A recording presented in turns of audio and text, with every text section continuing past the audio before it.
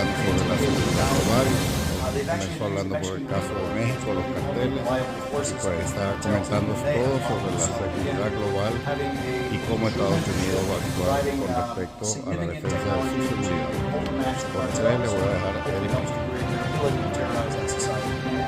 Partially guilty is on America. We need to stop our own drug appetite because that still flows through Mexico, and that illicit profit screws that society up.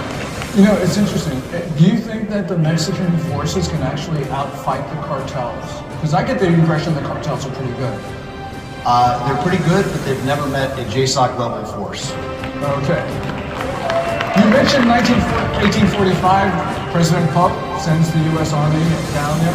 What happens if we have to resort to that? That's a long time from now. Look, we don't want our southern neighbor collapsing. We don't want it to be a narco state. Colombia was on its way to becoming a full narco state. Remember during Pablo Escobar, and he blew up the Justice Ministry, he blew up airlines. The U.S. never had to invade. They sent advisors of by and through, severely degraded the cartels, the FARC, etc., and eventually got them to a peace deal. So I think that kind of solution is possible. But we just have to be extremely careful. I think there's been talk about even allowing the private sector to help the government, because the more government we send, we don't have a great track record of stabilizing difficult countries like Iraq and Afghanistan. So I think being extremely light in the touch and being very severe in the cartels is necessary. Okay, we got a problem not only at our southern border, we actually got a bigger problem at our northern border. They call it the longest undefended line.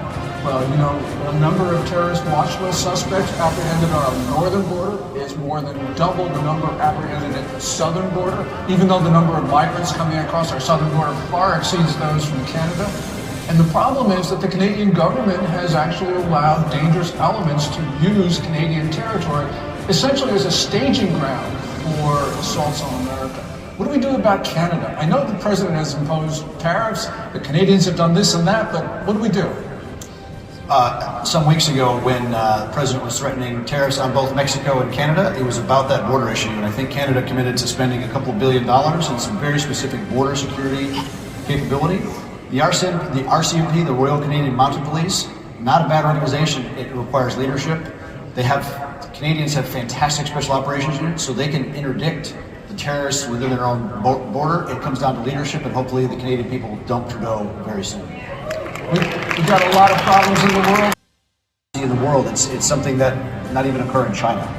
You know, it's interesting because J.D. Vance at the Munich Security Conference last week talked about how freedom was being eroded in Western Europe. This is really the same thing. Case in point. I mean, terribly. It's that surveillance state that there's a reason our founding fathers have a constitution, but immediately a Bill of Rights to define what government cannot do, and the British people don't have that, and they are lacking for it. And you can see the slow eroding, even destruction of that society.